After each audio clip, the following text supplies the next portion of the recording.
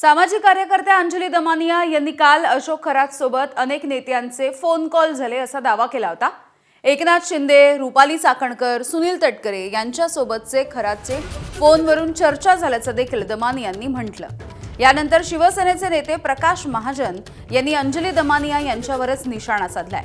दमानियांनाच अटक करून त्यांना कॉल डिटेल कोणी दिले याची चौकशी करावी अशी मागणी त्यांनी केली आहे। यानंतर आज अंजली दमानियांनी प्रकाश महाजन यांच्यावरती देखील निशाणा साधला।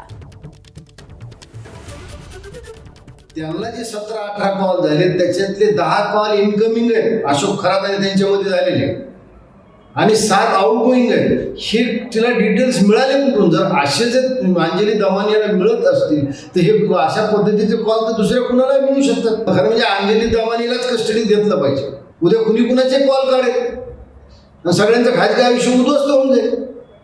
म्हणून अंजली दमानियाला ताब्यात घेऊन पोलिसांनी विचारलं पाहिजे की एकनाथ शिंदे साहेबांचे कॉल तुला कुणी दिले। पण मला गंमत अशी वाटते की प्रकाश महाजन आणि खरं तर जयश्री खाडीलकर सुद्धा यांनी कुठचाच व्हिडिओ हा खरातांविरुद्ध केला नाही, रुपाली चाकणकरांविरुद्ध केला नाही, लैंगिक शोषणावर केला नाही, जादूटोण्याच्या अघोरी प्रकारांवर केला नाही, पण ते माझ्यावर व्हिडिओ करतात।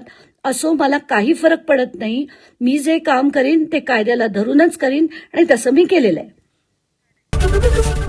एबीपी माझा, उघडा डोळे बघा नीट।